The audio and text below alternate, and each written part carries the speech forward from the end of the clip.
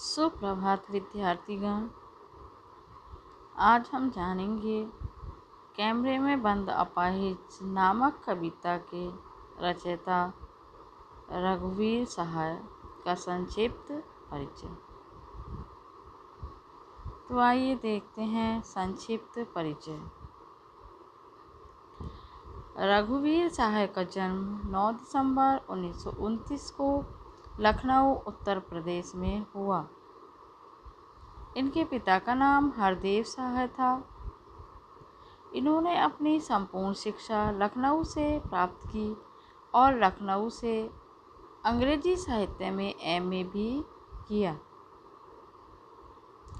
रघुवीर सहाय पेशे में पत्रकार थे। आरंभ में उन्होंने प्रतीक में सहायक संपादक के रूप में कार्य किया।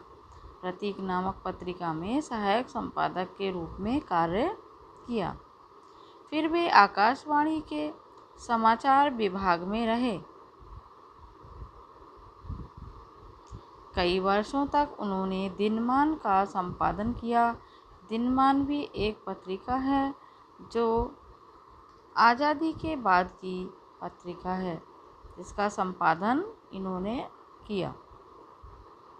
सन 1955 में विमलेश्वरी सहाय से इनका विवाह हुआ। इनका रघुवीर सहाय का विवाह विमलेश्वरी सहाय से सन 1955 में हुआ। रघुवीर सहाय नई कविता के कवि हैं। उनकी कुछ विशेष कविताएं अज्ञेय द्वारा संपादित दूसरे सप्तक में संकलित हैं। ये सप्तक क्या है बच्चों? ये तार सप्तक बोलते हैं इसे, जो अज्ञेय ने संपादित किया था। इसमें 7 कवियों द्वारा लिखी गई कविताओं का संकलन है। इसमें 7 कवियों द्वारा लिखी गई कविताओं का संकलन है। तो ये 7 कवि हैं बच्चों। गजानन माधव मुक्तिबोध, गजानन माधव मुक्तिबोध, नेमी चंद्र जैन, भारत भूषण अग्रवाल, प्रभाकर माचवे, गिरजा कुमार माथुर, रामविलास शर्मा एवं अज्ञेय सहित ये 7 कवि हैं।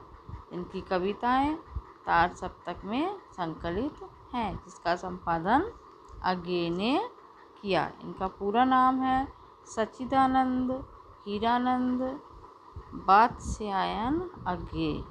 अज्ञेय का पूरा नाम है सच्चिदानंद हीरानंद वात्स्यायन अज्ञेय द्वारा संपादित दूसरे सप्तक में संकलित हैं। कविता के अलावा उन्होंने रचनात्मक और विवेचनात्मक गद्य भी लिखा है। रघुवीर सहाय के काव्य संसार में आत्मपरक अनुभवों की जगह जनजीवन के अनुभवों की रचनात्मक अभिव्यक्ति अधिक है। वे व्यापक सामाजिक संदर्भों के निरीक्षण, अनुभव और बोध को कविता में व्यक्त करते हैं। वे व्यापक अनुभवों,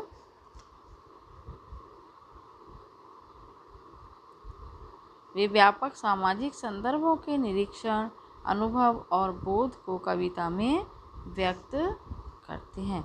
देखिए इन्होंने यहाँ लिखा है, कविता के अलावा उन्होंने रचनात्मक और विवेचनात्मक गद्य भी लिखा है। विवेचनात्मक मतलब तथ्यों की वास्तविकता को ध्यान में रखते हुए विचार करना। तथ्यों की वास्तविकता को ध्यान में रखते हुए विचार करना।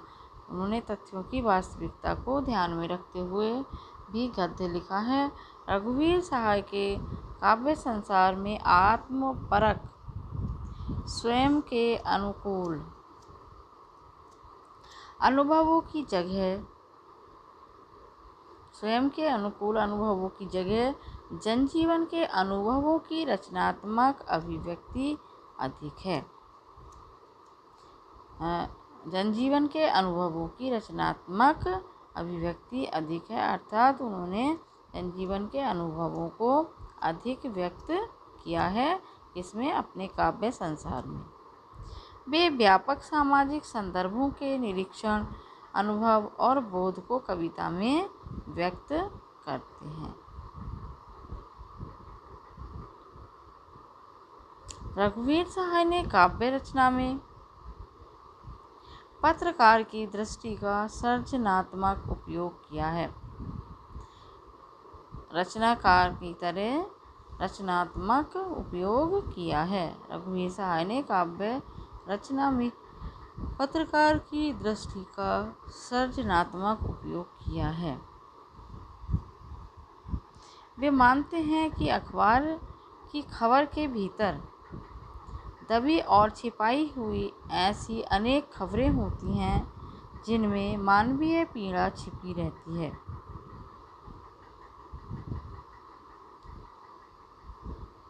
वे मानते हैं कि अखबार की खबर के भीतर दबी और छिपाई हुई ऐसी अनेक खबरें होती हैं जिनमें मानवीय पीड़ा छिपी रहती है। उस छिपी हुई मानवीय पीड़ा की अभिव्यक्ति करना कविता का दायित्व है। क्या मानते हैं वो कि अखबार की खबर के भीतर दबी और छिपी हुई ऐसी अनेक खबरें होती हैं जिनमें मानवीय पीड़ा छिपी रहती है। उस छिपी हुई मानवीय पीड़ा की अभिव्यक्ति करना कविता का दायित्व है, कविता की जिम्मेदारी है। रघुवीर सहाय की प्रथम समर्थ रचना, इनकी कुछ रचनाएं हैं यहाँ पर। तो इनकी प्रथम समर्थ रचना सन 1960 में सीढ़ियों पर धूप है, जो सन 1960 में लिखी गई वो है सीढ़ियों पर धूप है। इसके पश्चात की रचनाएं हैं आत्महत्या के विरुद्ध 1967 1967, हंसो हंसो जल्दी हंसो, हंसो हंसो जल्दी हंसो 1974 में, लोग भूल गए हैं आदि कविताएं इन्होंने लिखी। इनकी जो हमारी पाठ्य पुस्तक में कविता है कैमरे में बंद अपाहिज, वो लोग भूल गए हैं नामक संकलन से ही दी गई है। लोग भूल गए हैं रचना पर रघुवीर सहाय को 1984 का साहित्य अकादमी पुरस्कार प्राप्त हुआ। लोग भूल गए हैं रचना पर रघुवीर सहाय को 1984 का साहित्य अकादमी पुरस्कार भी प्राप्त हुआ है। तो छात्रों, आशा है आपको समझ में आ गया होगा इनका जीवन परिचय। आप एक बार और सुनेंगे और पढ़ेंगे तो आपको अच्छे से समझ में आ जाएगा। धन्यवाद।